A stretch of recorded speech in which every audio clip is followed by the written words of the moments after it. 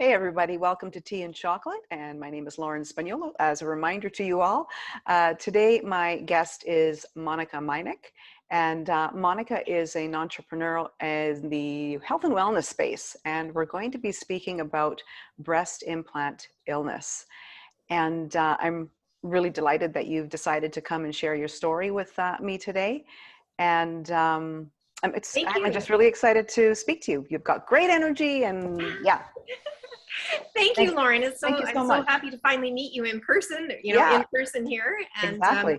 yeah, I'm super excited. And just, for anybody listening, there's a really big rainstorm going on. So if you hear a bunch of pitter patter, it's just the way it is on the wet coast. Yep. Yep. That's how it is today. Yeah. Okay. Why don't you start? Introduce yourself. How would you like to introduce your journey? Oh my goodness. Well, as you mentioned, I have been in the wellness field actually my entire life. I started off in the personal training realm, was a personal trainer for 20 years, and I still am certified, still keep up my certification.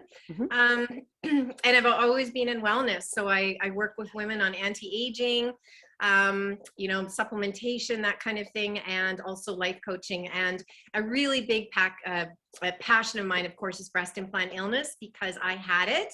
I had breast implants for 27 years. So most of my life, I looked like somebody else. So it really has been quite a journey from the reason why I got them to the reason why I got them out. And it's all positive. I can honestly say it all really has been positive. Yeah, I saw the quote on your website that I don't regret getting implants. That's true. Yeah. Yeah. And I think that shocks a lot of people. Yeah. For the main reason, because, those of us who've had breast implant illness, there has been a lot of illness. There's been a lot of struggle. There's been a lot of unanswered questions. But I really firmly believe that everything in your life happens for a reason. Mm-hmm.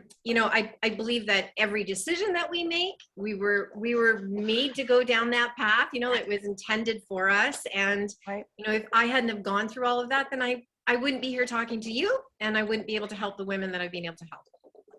This is true. This is the bittersweet part of life, where it's the incredible people that you meet on the journey. It really is. Yeah, that you would never consider. The things that you noted on your page that you had, that as your illnesses progressed, I think there were about 38 items that you had experienced. There was a lot. Yes. Yeah. Can you sort of share the experience of what it was like and right up until the point where your friend introduces you to watch the video, Melinda? Oh, that Melinda, yeah, bless her soul. That was a pivotal part. And I'm so impressed that you read my blog. So for anybody out there, you really want to know the details, so yeah, get onto my blog. Yeah. Well, when I look back at it, it started literally within a couple of months of getting my implants. Okay. My mom had gone through very early menopause. She had finished by the time she was 29. So when I started to get night sweats, my doctor just told me that's what it was. And so I just assumed that I would be going down the same path as her. Mm-hmm. And like I said, that started within a couple months of getting the implants. Now, those night sweats never stopped. They continued my entire life up until the time that I had the implants removed. And looking back on it now, it was my body rejecting and trying to get them out. So the autoimmune issues already started at that point. I became intolerant and had food sensitivities, histamine issues, obviously the mood swing thing, which of course a lot of us women, we attribute to, well, it's just our hormones and we're just women, and that kind of thing. There's some truth to that, but that early in life, it was out of character. Mm-hmm. Just crazy stuff. And really the biggest portion really started happening, I would say, in the last 15 years of having my implants. I started suffering from massive anxiety. I would get panic attacks. I started having a lot of swelling in my extremities, my face. like crazy. If I showed you the pictures, you wouldn't even believe it was me. Really? Oh, it was horrendous. I mean, Yeah. for lack of a better example, I kind of looked like the Elephant Man when I would wake up, in the morning. My face Wow. was so puffy. I looked like I had a pumpkin. Yeah, it was Wow. really incredible. I would get bruising all over my legs, random bruising. I mean, bruising that I didn't run into anything. It would just be bruising there. I would get welts. Oh my gosh, my liver enzymes, my blood work was off the charts. I would have a lot of inflammatory markers. I mean, it just goes on and on and on. I'm 3 years removed now from having my implants out, and it's funny how the struggles that you've had, and I guess I liken to women who talk about childbirth, right? It's really horrible and painful at the time, right? And then 2 days later, they've forgotten about it and they're ready to have another one, right? So it's kind of the same thing. I often have to remind myself of where I was to really appreciate where I am now. But what I can tell you, probably the biggest hurdle that I had to overcome was depression. It just was all consuming. I had no idea why I was waking up feeling so horrible and so run down. Mm-hmm. And all of these other things, visually as a woman, when you're seeing your body change before your eyes, my face didn't look the same. It was just, and feeling so horrible and not being able to get out of bed literally for weeks at a time. And being an entrepreneur, that was a really big business killer, to be honest. I wasn't able to be there for my team members and for my partners in business. And it really took a toll on not only my physical being, but my financial, and also within my relationships. And a lot of people also too, I assume, were just thinking that it's just in your head. Until that glorious day when my girlfriend Melinda said, you need to take a look at this video. And then all of the years of me searching, going to naturopaths, getting MRIs done. I mean, at one point they thought I may have MS. They thought I may have had cancer. It was just terrible prognosis, the things that I was being told that could possibly be wrong. And then when all the tests would come back okay, they would say, well, it's probably just your emotions, it's just your hormones, it's just, and so I was kind of being poo-pooed as a woman, right? Until again, that fateful day. And also, sliding in amongst all of that, the glorious H1N1 virus came along, and and I'm not somebody who's ever had a flu vaccine. Being in the wellness profession, taking care of my body was always really important to me. So I didn't do those things. And I got hit with the H1N1, and I actually ended up in the hospital. I was sepsis. I almost died. And I lost function of one of my kidneys. So my left kidney is kind of sitting up, all shriveled up, inside my body. And I truly believe that if I had not had the implants in, there's no way that would have happened. My body was severely compromised. I was having autoimmune issues, right out of the gate. My body was fighting. And I think this was just one tipping point that it just couldn't put up with anymore. So when I was introduced to this video on Facebook by my girlfriend, this woman talking was basically a cookie cutout of me. She was the exact same thing as me. And I thought, well, that's just too much of a coincidence now, isn't it? And that's exactly what she had done too. She had breast implants, got very, very sick, to the point that she was actually planning her funeral because she could no longer get out of bed. A really sad fact is that some women actually don't make it out of bed, and some women do die. And there's a lot of reasons for that. The body just cannot keep up with all of the issues that are happening, all of the autoimmune issues that start to happen. And also, thankfully for myself, I didn't have silicone implants. I had saline implants. But for many women, they have silicone, and those actually leach. And even if the implant itself isn't broken, it leaches through these tiny, tiny, tiny little holes within the implant sac itself. And it leaches silicone into the body. And once that happens, of course, it affects all of the organs and tissues within the body. And hundreds of women have died because of this, because of silicone poisoning. So Okay. it is very tragic. And finally this year, the FDA put a black box label on implants, and that is the strictest label you can put on. So basically they say implants can kill you and cause severe bodily harm. So we've been fighting for this for a really long time. Okay. Who knew, right? Yeah. So I've got some questions for you now. Absolutely. So what made Melinda, you know, she got this video, she came across this video, what, because this woman obviously replicated you. Was that her gut reaction to that? Well, she was my best friend, or is my best friend. And she is still. Yeah, she's my best friend. Yeah. And she had been going through this journey with me for years. And she's also in the wellness profession and knew exactly that I was doing absolutely everything in my power to try to find out what was going on. And she was as puzzled as I was. And she would see me wake up and look like, a totally different person, and see my emotional state and mental and physical just deteriorate over the years. So when she came across this video, she just thought, there's just, wow, this has to be what is wrong. Did you lose friends? I did. Okay. Yeah. The doctors and the naturopaths didn't make any connection. No. And the sad part is that my naturopath even told me, and this is the thing, I'm a really big fan of naturopathic and alternative medicines. Yeah. But having said that, they are indoctrinated somewhat as well.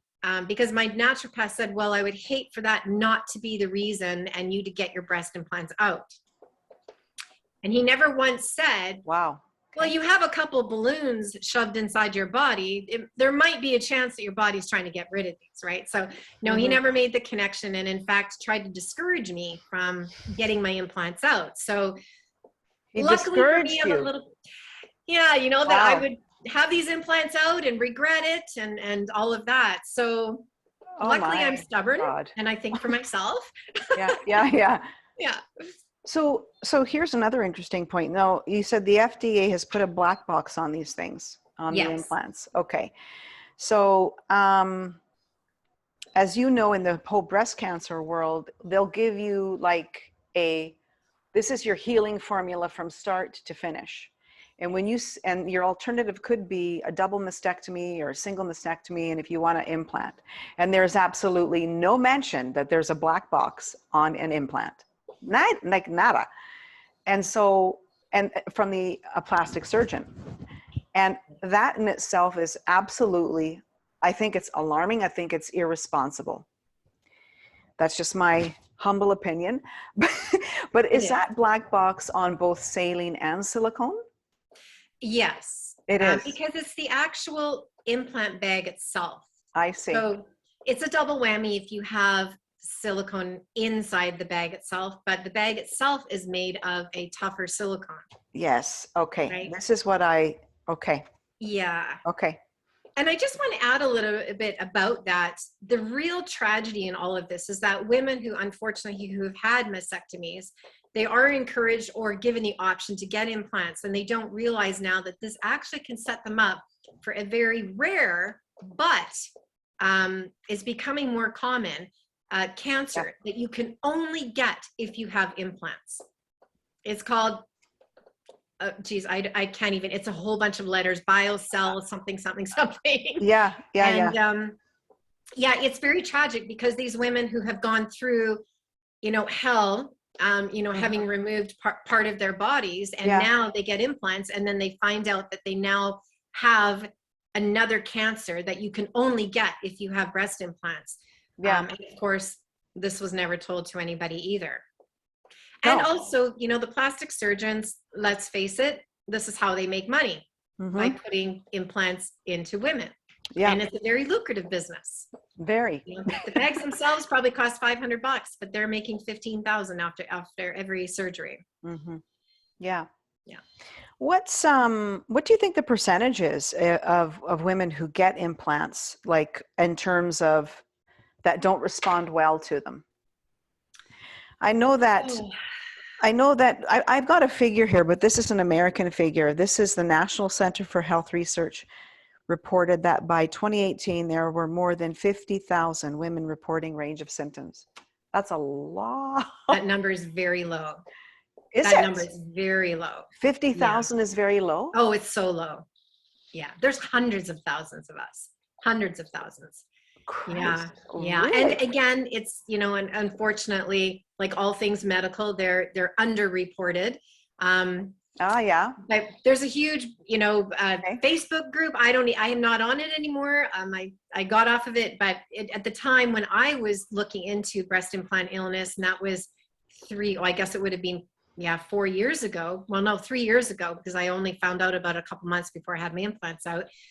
There was over 60,000 women at that time on that site, and that was just one site, and there's multiple sites, and there's European sites. So it's a very low number. Right. My personal friends that I know, oh my gosh, I probably know at least 30 women in my social circle that have implants, and that all have some sort of issue, and not all of them have connected the dots yet, or have wanted to connect the dots, because it is a very emotional thing. And you know, in my blog, I also write about why women get breast implants. That's where I want to go next. Mm-hmm. Did you want to segue into that? Sure, absolutely.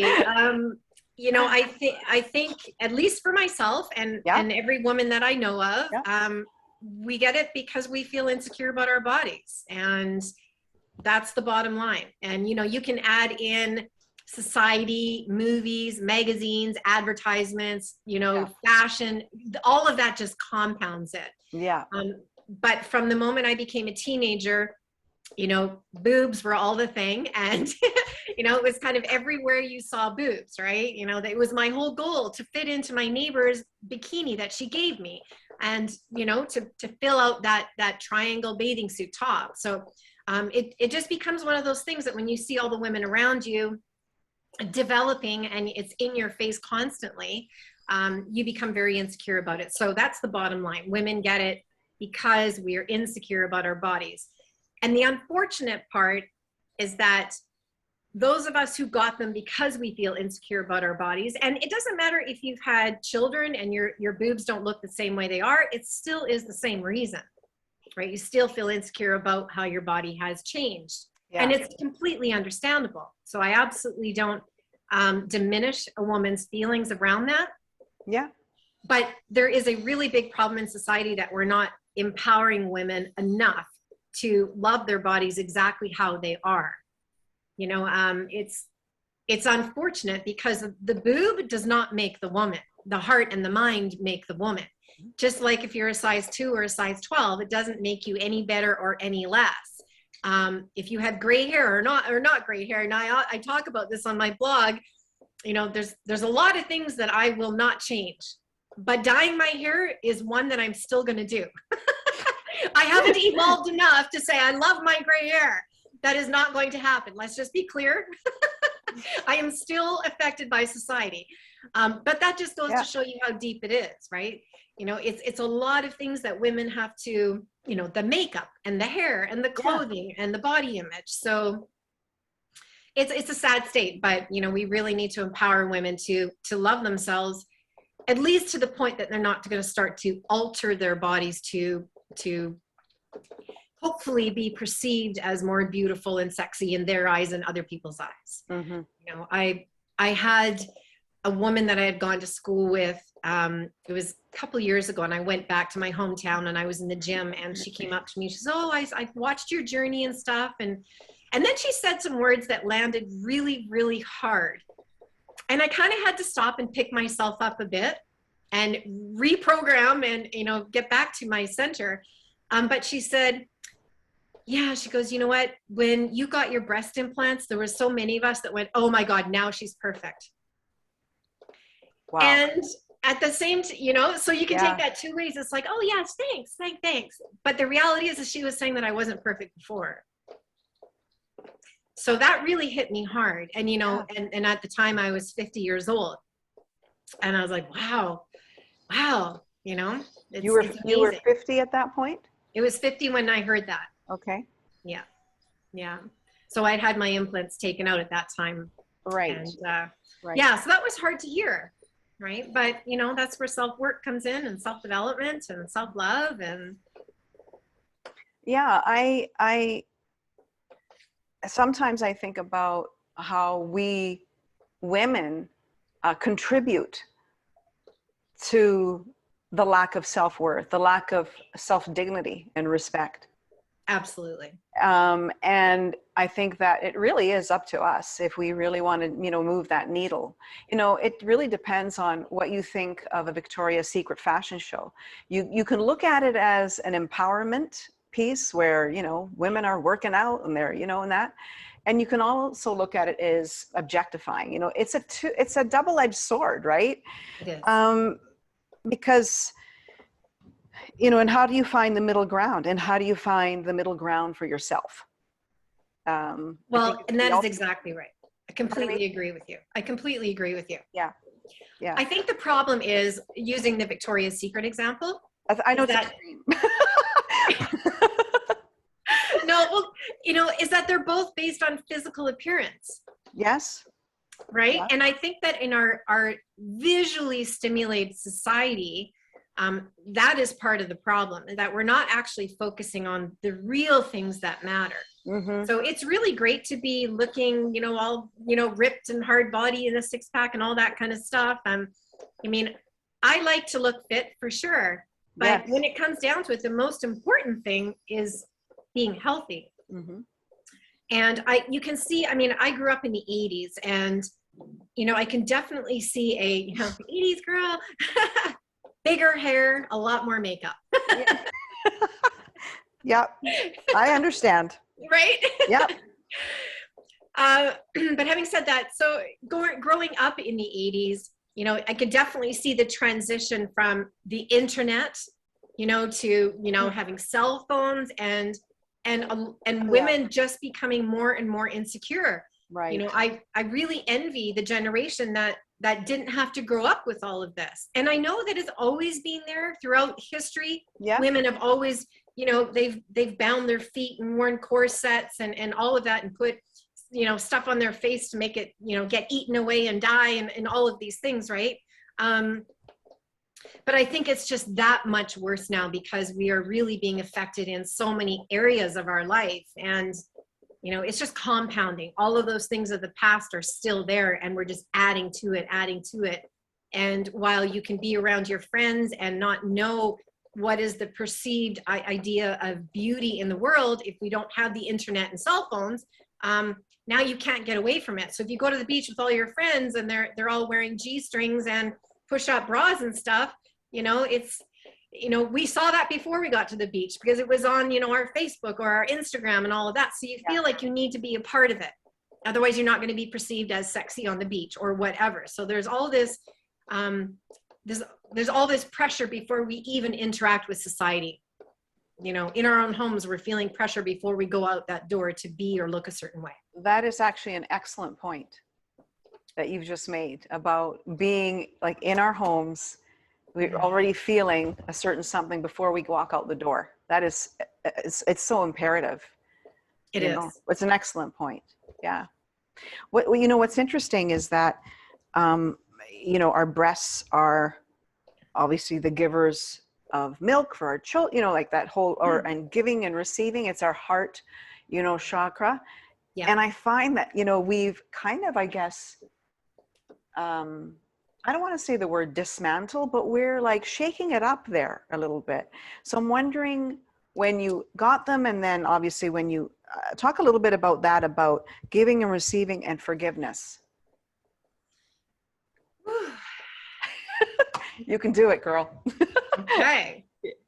Oh. Forgiving one's self for, let's just say it what it is, it's self-harm, right? Physically, emotionally, mentally, is tough. Yeah. It's really tough. And I guess that comes back to when I said in my post where I don't regret getting the implants. Right. Because I think it's really important that you own and acknowledge and, forgive yourself for everything that you've done, because we're human. Yeah. And, I just refuse to beat myself up over the illnesses that I've caused myself and the heartache. I chose to take a different spin on it, and to, really admire and appreciate my body for hanging in there, you know, for allowing my brain to catch up, with what my body already knew. You know, that this wasn't something that was good for me. And we live in a modern age. You know, we're very disconnected from our bodies, from what our bodies are telling us. And sometimes it takes getting really sick and having to pay thousands of dollars and a lot of emotional and mental repair for us to realize that everything was okay before it, you know, and that maybe going forward, we don't need to do anything to be whole. Yeah, no, that's great. That's an excellent perspective. And I think it's whether you choose to, you know, get eggplant, or I was going to say eggplants, implants. I do. Yeah. Also, yeah, I mean, or also someone who's gone through breast cancer like myself, it's, you know, it's the journey that, you know, at the start and then through to the other side, knock on wood. That's right. You know, and the gratitude that comes with that. So I was reading that you got them removed in Costa Rica, correct? I did. Yeah. Can you tell me a little bit about that and the anticipation up to that point? How did you find this gentleman? Because it sounded like you had an awesome experience. I sure did. Idea of letting go. Okay, so that kind of developed really super quickly. So I found out, oh my gosh, I think it was July or August. I cannot remember. Maybe the end of July. I watched that video on Facebook. And that's when I kind of put all the pieces of together. And I got my implants out on November the 9th. So it was only a couple of months. And I actually could have gotten them out sooner, but I wanted to have Thanksgiving with my family, and they live in another city. So I thought, you know, I don't want to be there all bandaged up and weird. It was just too much for me. I needed to experience a little bit of normalness before I went down and got them done. Yeah. So how I found him is I was on a breast implant illness Facebook site, like I said, with tens of thousands of women. And, you know, they had said what doctors did what and how, you know, educated they were. And there was, you know, basically women were saying like these 4 doctors are like the best in the world. And not saying there isn't any really great ones here in Canada. There's one really good one out in Abbotsford in British Columbia. His name is Dr. Brown. But living alone, I knew that if I got my implants out, I would be sent home that day. And the recovery, I had no idea what to expect. I knew that you couldn't drive for a month. I wouldn't be able to lift things over 10 pounds. I mean, so, you know, like, how do I get dressed when I can't lift my arms up, you know, past my chest line, you know, all those things. So I opted to go to Costa Rica to probably one of the world's best explant surgeons. He's absolutely incredible. This is what I'm really, I don't know, I kind of am shocked about myself, is that I literally I found out about him. I booked the ticket, I booked it, I paid, and I didn't really even give myself a chance to think. Wow. I just did it. I just knew that I needed to stop feeling this bad. And I wanted to get my life back. I wanted to be able to work out again and not have to sleep for 3 hours. And let me just interrupt you for a second. And you knew after watching that video, right, that you knew that was your answer, wasn't you? Without a shadow of a doubt. Without it. Okay. I didn't even, it was immediately, I called my girlfriend, we cried, we talked about it, and I went online trying to find a surgeon. It was that day. I just immediately, I mean, that's how sick I was. And I was just tired of it. And I didn't know what my future was going to be if I didn't deal with this. But talk about a strong intuition. It just hit me like a load of bricks. It was just, you know, nobody could talk me out of it. You know, I had a close friend of mine say it's all in your head. And they're no longer close friends of mine. They're no longer friends. Right. They're deleted out of my life. Right. But so yeah, it was very, it was just like like you said, it was just huge intuition, just a big smack. So I went down there, and it was an amazing experience. My girlfriend from Florida, she flew and she met me there. We actually were in the customs lineup together. She was just ahead, and it was a great experience. I was super excited, nervous, but super excited. I took the week before to travel around. Well, actually, no, about 4 days. We went and did the whole Costa Rica thing, you know, made sure that I didn't get any like bug from water or food or anything. And just kind of really settled into it. It was really good that I had a girlfriend there with me. I will admit, the one and only time that I realized, what the heck are you doing in Costa Rica, of all places, a third world country, right? Having said that, their medical is first world. It's far better than here. It's far better than here, and which is why everybody goes down there for surgery, because it's such high class. They're so highly, it's worldwide. In all kinds of surgeries? Absolutely, all kinds. A lot of dental surgery, but plastic surgeries, all of that. Yeah, people fly from all over the world. Yeah, because they're absolutely incredible. And these doctors are usually trained over in Europe, so they're really educated. Their system is incredible, and they take care of course, people from other countries very well, because it's their largest economic push. I was just going to say, God, with the way Canada's going. Yeah, I know. Costa Rica, here we come. That might be my home. That's right, exactly. You just have to watch out for those leafcutter ants, I tell you. They'll kill you. Oh, anyway.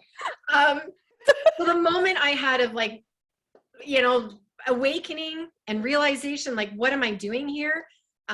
Was when I was being wheeled into the operating room. Everybody was speaking Spanish around me, and I thought, I'm about to be put under and cut open. I'm in Costa Rica. What the heck am I doing? I was terrified. I was just, at that point I was just, and then the tears started flowing, and thank goodness that my doctor, he speaks fluent English, and so did the anesthesiologist. And my doctor's so funny because his name is Dr. Yerzola. Really handsome fellow from Costa Rica. He's probably in his mid 40s, I would say, right now, and I'm 52, so a little bit younger.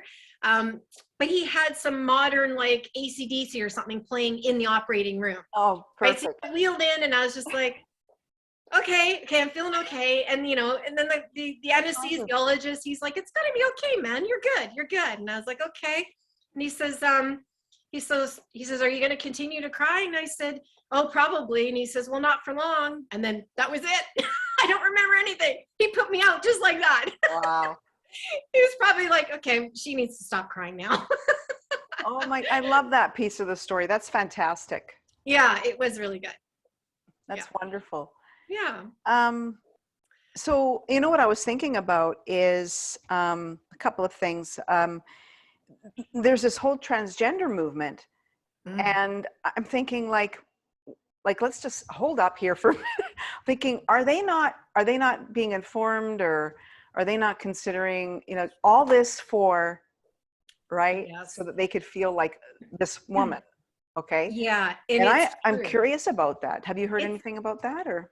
It's I haven't, but what I can tell you is an implant is an implant. It doesn't matter if it's being put into a dog or a woman or a man. Yeah. All implants are the same. And that includes, like, a lot of bodybuilders will get like calf implants or bicep implants, and you know, any kind of implant. It's a foreign object in your body. Yeah. And that actually is a really good point about the transgender and the people that are transitioning into a woman, is that they too are feeling that they will be more feminine if they have boobs. That's an awesome point. Yeah. Right. So it's not only affecting a biologically born female that is flat chested, but also men who have been born with the parts of a man, but perhaps are a woman inside. Yes. And they want to become a woman, but they feel that they need to have implants as well. Right. And the sad part is that it's going to affect them the same way. And they're probably not going to realize that the illnesses that they are getting as they get older, and it could be something as simple as now they have allergies or food intolerances, or their hair is falling out, or they suffer from anxiety, or they've got eczema on their fingers or something like that. And that is all directly related. Yeah. They're not making the connections. They're not. And unfortunately, to no fault of their own, is that I would have to say 3/4 of the people that have implants don't even know that implant illness exists. It's just not out there. I mean, if we weren't made aware of it, it's not like you see it on the front page of the paper or in the, you know, the modern, you know, news channels. Yeah. It's not something you would ever come across. So that is the challenge. You know, as many women that are getting them and men that are getting implants, there's 2 or 3 times as many that are getting them or the ones that are taken out, there's 3 times as many that are getting them put in. I mean, I mean, Brazil is the largest plastic surgery country in the world, and they've been getting bum implants for decades, right? So, and this is happening as teens, right? It's part of their culture. They get these things put in. Right. So it's, you know, and these industries are very big and very lucrative for plastic surgeons. So, you know, they have a very tight-lipped, you know, big boys club, big girls club, whatever you want to call it, you know, not to let the truth out. And that's why I'm really grateful for surgeons like Dr. Yerzola in Costa Rica, who is a huge breast implant illness advocate. Having said that, he will put implants into women if they choose, but he informs them of the risk. He's very open on his Instagram. All he shows is explants, all of the surgeries. Now, he may have changed his tune, but he says, you know, it's informed consent. If they know the risk going in, I'm a surgeon. I would rather have them come to me and have it done properly, you know, and they're safe, than go somewhere else. But it's a tough one. They're really put, you know, between a rock and a hard place, right? Is the cosmetic industry, from your observation, still a growing business? Oh, absolutely. 100%. Okay. It's constant. I mean, I know, you know, and again, no judgment, because I've been there. Agreed. I've had plastic surgery. Agreed. But, Yeah. you know, I mean, I know so many women that have Botox, you know, and that's cosmetic surgery. We're putting botulinum into our face. I mean, I would love to inject my face. Trust me, I would like to have a big syringe. I would like to bathe in it, you know, but looking younger and doing that to my body, I'm just more evolved. I don't want to know that there's going to be some horrific consequence later down the road. And your body's your temple. I mean, you know, it just is. And it's so tempting to do all of these things to make ourselves look better, more youthful, less wrinkled, you know, whatever it is. Well, that's the thing. I mean, I think that we're denying ourselves, and I think we also deny the story of our bodies are also our story, and we store things in our body, you know, for us to experience. And you said earlier about disconnection, and I think that's very relevant today. It's very apparent today in terms of how we're dealing with this whole kind of, you know, situation that we're in. And yes. It really is. It really is. And as a wellness professional, I mean, my whole life I've been in the gym and teaching people about how healthy plants are and all these kinds of things and alternative medicines. And I think it's really important that people just have some awareness about how disconnected we are in so many areas. I know a lot of people who eat because it tastes good. And they, you know, and they will allow themselves just to eat whatever it is because it tastes good. And the unfortunate part is that, again, it's an illness too, right? You know, sugar is addictive, chemicals are addictive, all of these things, and it's harming our bodies. And we just need to really realize that sometimes the real good, juicy stuff in life comes from the place that we don't want to go to. It's like, you know, being able to run around with your kids and feel good and maybe have a clear skin complexion and lose a couple of pounds is going to come from the bowl of lettuce. It's not going to taste as good as the Kraft dinner, but it's going to come from the bowl of lettuce, right? I'd rather have that than the Kraft, personally. Right? So sometimes the things that we want the most in life, we gotta do the things that maybe are uncomfortable. And when it comes to food, self-development, looking in the mirror and going, okay, I got a few more wrinkles than I did yesterday, but you know what? That's okay because I'm healthy and I can be an advocate for women who are really struggling with how they look, and you know, and helping them to find self-love. And that's what I really coach about, is that self-love. And so, you know, it's such a huge topic. It's a huge topic. Yeah. I would be really curious what it would be like for you to be an advocate to get like young gals like really early on, you know, like really, I think it would be a really interesting discussion for, I don't know, I just thought of that. I think what it would be like, because I remember feeling that way when I was really young too, you know. Me too. And now when I look back at my life and I'm looking at photographs, I'm going, what the hell was I complaining about? Like, it's just, it's so ridiculous, you It know. is. It's just, It is. so I'd love for you, before we kind of, you know, go off, and I'd love to get some last words from you, but wondering what it's like for you to come home back to your body, and what it was like for you to finally let go of the breasts. Oh, Lauren, it was I will be honest, and I'm always forthright in all of Yeah, my writings and you know, interviews and stuff, is that that's it great. was not easy. I would have to say the very first year, and I do again write this in my blog, Yeah. I was just so excited. I was like, wow, for the first time in my life, I actually got to feel what real boobs felt like. You know, Wow. I was like, squish, squish. I was like, that's what a real boob feels like. Now, I have to say that I was pretty flat chested, and the extra skin that from the implant, my doctor actually flipped under and made me some little boobs.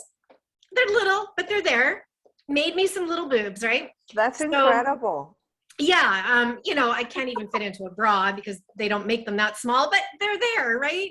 So, you know, so so when I was feeling my chest, and I thought, oh my gosh, I have never felt what a real breast feels like. Wow. And Wow. it was the strangest feeling. And it was pretty cool. I have to be honest. It was really cool. It was because I Of was always used to course. feeling like a balloon, right? Of course. So that was really cool. And I liked this new kind of body. I felt just, it was something new, right? And then year two, which was 2020, so the timing was really bad. It hit me like a load of bricks. I woke up one day and I looked in the mirror and I'm like, I don't have boobs anymore. Oh my gosh. And it was probably because I've been sitting around for a while. My butt got a little bit bigger, so it made my chest look smaller. And yeah, year two, 2020 was really tough. I have to be honest. That was when all of the healing began. So the excitement of the newness of, like, you know, recovering and getting like, oh, okay, I like the feel of these boobs. They feel kind of cool. And, you know, just getting used to it, that all went away, and the real work started. And I really had to dig deep. I really did. And I will be truthfully and honest with you. Some days I still have to dig deep. Oh, well, yeah. Particularly if I'm watching a movie, Yeah, yeah, yeah. you know, with my partner, Yeah. watching a movie, and some, you know, beautiful woman comes on and Oh. boom, she flashes her big boobs and they're all perfect.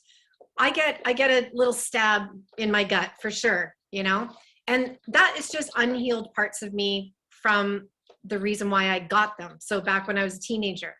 So still some healing to do. It's a process. You can't build Rome in a day. So I like to look at it like I've been 2 years now of healing in my mind and in my emotions, and it's a continual process.